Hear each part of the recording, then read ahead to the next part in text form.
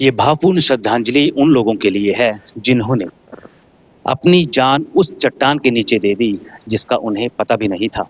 और आज पांगी से जो लोग धर्मशाला में रहते हैं उन लोगों ने इनको भावपूर्ण श्रद्धांजलि भी दी है और कामना की है कि भविष्य में इस तरह के हादसे ना हो। इस वक्त हमारे साथ बहुत सारे लोग मौजूद हैं और उनसे भी हम जानने का प्रयास करेंगे कि आखिर जो हादसा हुआ है और पांगी की भौगोलिक स्थिति क्या है, वहाँ पर क्या रहता है, कितने दिन जो है वो पांगी खुला रहता है, कैसे कैसे वहाँ जाते हैं। सर, क्या नाम क्या आपका? मेरा डॉक्टर धर्म सिंह। सर, पहले तो ये बताइए कि ये हादसा जो हुआ इसका सबसे बड़ा कारण क्या मानते हैं और जिम्मेदारी किसकी है? मैं देखो एक गवर्नमेंट ऑफिशियल हूँ, जिम्मेदारी का तो मैं नहीं बोलूँगा क्योंकि जो हमारी भौगोलिक स्थिति के उस पर ज़रूर विषय में बात करूँगा।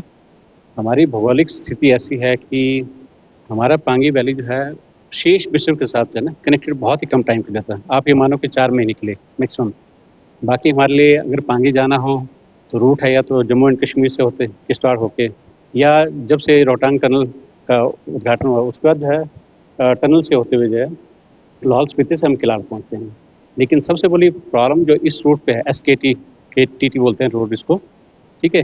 संसारी नाला किलाड़ तांदी एंड थिरोट। तो इस स्ट्रेच में उदयपुर के आगे बहुत 26 किलोमीटर उदयपुर से लेकर तिंदी तक तो जो है बहुत ज़्यादा हालत जो है उतनी अच्छी नहीं है, सिंगल लेन भी बड़े मुश्किल से होते हैं।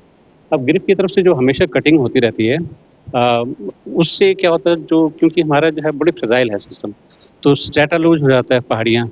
तो जब भी बारिश होती है जैसे अब पिछले 2 सालों से पांगी में बेमौसमी जो है ना, जो मौसम में बदलाव है उससे बारिश होती है, जबकि वो ट्रांस हिमालयन ज़ोन है जहाँ पे कभी बारिश जब यहाँ पे बरसात है तो वहाँ होती नहीं है। उसकी वजह से जब दरारें आती तो फिर कभी भी जो है वो पहाड़ नीचे खिसकते थे और लोगों को हमेशा जो है क्योंकि साधन जो है ट्रैवल करने का वही है जो प्राइवेट व्हीकल्स है।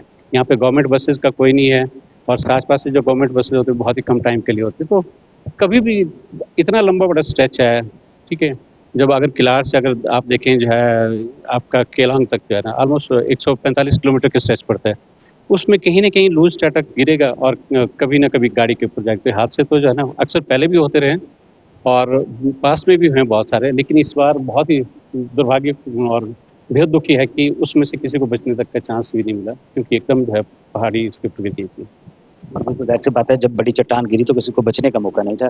युवा हैं, पांगी से हैं, क्या कहना चाहेंगे? किस तरह के आपके सड़कों की हालत है और क्या किसे ज़िम्मेदार मानते हैं जो आज दिन तक उन सड़कों का विकास नहीं हो पाया?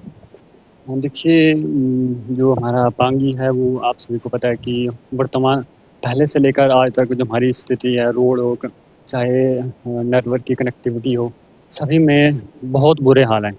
जो हमारे जो ये रोड है हमारे जो मतलब आज हम पांगी घाटी के लोग इन सभी सुविधाओं से वंचित है, तो इसका एक ही कारण है कि चाहे हिमाचल प्रदेश में जो भी सरकारें हों, बीजेपी कांग्रेस चाहे जो भी हो या केंद्र में चाहे जो भी सरकारें हों, मैं उन सरकारों को ज़िम्मेवार मानता हूँ।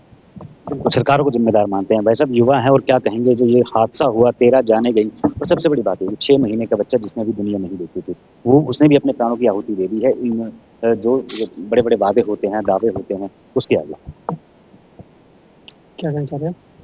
जो ये हादसा हुआ, कैसे देखते हैं? कैसी वहाँ की स्थिति है और क्या लगता है कि जो आप 70 साल के बाद आज़ाद हुए हैं, तो आज़ादी के बाद आपको वाक़ई में आज़ादी मिली है? जो मैंने ऑब्ज़र्व किया है जब से हम लोग बड़े हो रहे हैं, तो मतलब कि पांगी में क्या है कि अभी तक लेके तब से लेके अभी तक कंस्ट्रक्शन का काम चला हुआ है। तो मतलब मीन्स कि अभी तक भी वाइडनिंग हो रही है, कभी मेटलिंग हो रही है, तो वो चीज़ चली हुई है।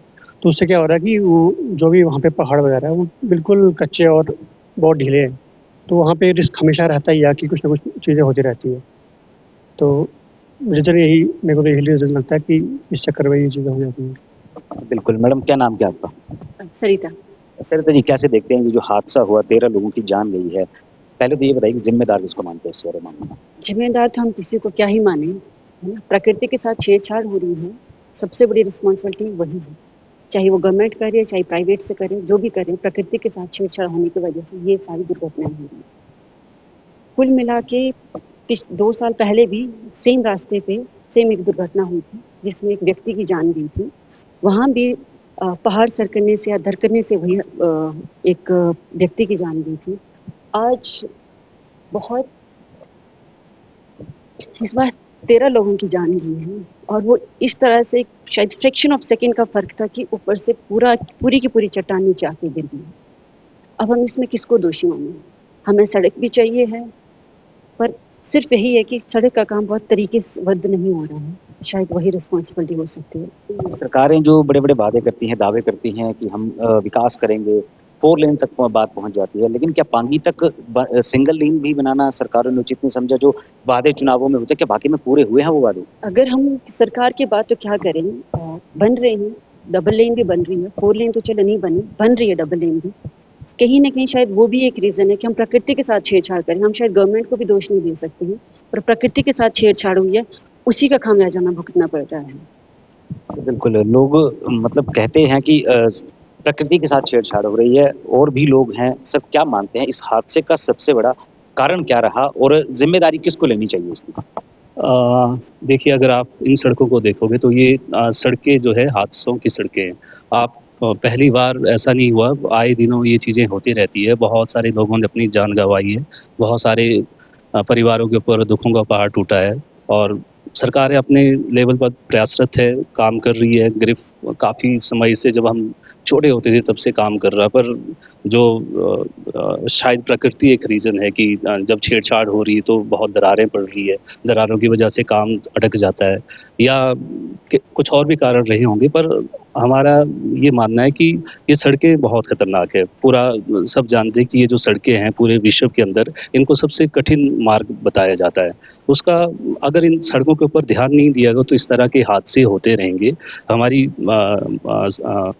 ये कोशिश है और हमारी रिक्वेस्ट है, हालाँकि हमने देखा कई बार पार्लियामेंट के अंदर भी, भारतीय पार्लियामेंट के अंदर भी क्वेश्चन्स उठाए गए थे। हमने माननीय सांसद सिकंदर कुमार जी को देखा हमने बोलते हुए संसद के अंदर 2-3 बार कि पांगे के ऊपर जो है विशेष ध्यान देने की ज़रूरत है। बहुत सारी समस्याएँ हैं, सिर्फ़ सड़कें ही नहीं है, पानी, बिजली, कई विशेष जो बेसिक नेसेसिटीज़ हैं, लोग उनको कवर नहीं कर पा रहे हैं। बहुत ज़्यादा दिक्कत लोग फेस करते हैं और पलायन भी बहुत ज़्यादा घाटी से बाहर हो रहा है। लोग बाहर आके बसने की कोशिश कर रहे हैं। तो उसका उसका मूल कारण यही है कि सड़कें, बिजली, स्वास्थ्य, शिक्षा ये चीज़ें है ही नहीं। बहुत कमी है इन चीज़ों की वहाँ पर और क्या हिमाचल मानते क्या हैं? देखिए सीधा-सा सवाल है कि सरकार वादे करती है, दावे करती है। क्या वाक़ई में पांगी के साथ भेदभाव हुआ या इसको पिछड़े या दुर्गम ही कहा जाएगा?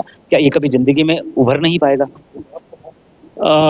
देखिए, अगर सरकारें अपने स्तर पर बहुत सारा आश्वासन भी देती है, जब ऐसे हादसे होते हैं आश्वासन मिलते हैं, जब ऐसा कुछ होता है तो आती है सरकार, पूछती है। अभी भी हमने देखा कि सरकार ने आके उन चीज़ों को देखा है और कोशिश की है उनको बेहतर करने की। पर हमारी कोशिश है कि आप एक हादसे के बाद इन चीज़ों को ना सुनें, आप रेगुलर इन चीज़ों को देखें और कोशिश करें कि ये चीज़ें जो हैं बहुत जल्दी ठीक हों, अच्छी हों, ताकि इस तरह के हादसों को हम होने से बचा सकें, लोगों की ज़िंदगियाँ बचा सकें, क्योंकि लोगों की ज़िंदगियाँ बहुत अनमोल हैं, वो मिलेगी नहीं दोबारा। ये 13 लोग जो बेचारे गए हैं, ये नहीं मिलेंगे, इन परिवारों को दोबारा नहीं मिलने वाले। ऐसे बहुत सारे लोग गए भी हैं और भगवान ना करे कि आगे ऐसी चीज़ें हों। तो हमारी रिक्वेस्ट है केंद्र सरकार से, हिमाचल सरकार से कि आपको थोड़ा-सा इसके ऊपर जो है वो अत्यंत गौर करने की आवश्यकता है। आपको इसको पर्सनली देखने की ज़रूरत है ताकि इस तरह के हादसे घाटी के अंदर बहुत कम हों। तो बिल्कुल ज़ाहिर-सी बात है कि आँखों में वो दर्द भी छलकता है और आवाज़ में नमी भी आ जाती है क्योंकि 13 लोगों की जान और ज़िम्मेदारी लेने वाला कोई नहीं। हालाँकि खाना-पूर्ति ज़रूर हो जाएगी, उन परिवार वालों को कुछ न कुछ राहत ज़रूर दी जाएगी, लेकिन उन सड़कों का क्या होगा, जिन सड़कों पर इन छोटे-छोटे बच्चों का भविष्य टिका हुआ है। शिक्षा की बात आती है तो अपनी ज़ुबानी आप लोगों ने सुन लिया है, इन लोगों ने कहा है कि स्कूल है, लेकिन इंफ्रास्ट्रक्चर नहीं है। साथ ही कहा कि अगर वहाँ पर कोई अस्पताल है, तो डॉक्टर नहीं है। आखिरकार सरकारें कब तक इन लोगों को इस तरह से ठगती रहेंगी, लेकिन अब ये खुलासे होने शुरू हो चुके हैं और ये खुलासा इन लोगों ने कर दिया है। जो सच्चाई आज दिन तक लोगों की उन कानों तक नहीं पहुँच पाई थी, लोगों से दूर थी, आज वो सच्चाई बयाँ हो रही है क्योंकि आप ये फिर से एक बार देख लीजिए कि ये भावपूर्ण श्रद्धांजलि उन 13 लोगों के लिए है जिनमें से एक छोटा बच्चा 6 महीने का था जिसने दुनिया नहीं देखी थी।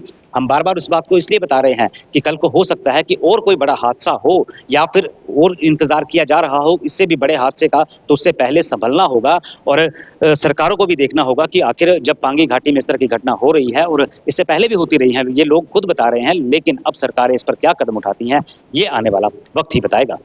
धर्मशाला से कैमरामैन राजकुमार कौंडल के साथ मनोज धीमान, खबरें अभी तक।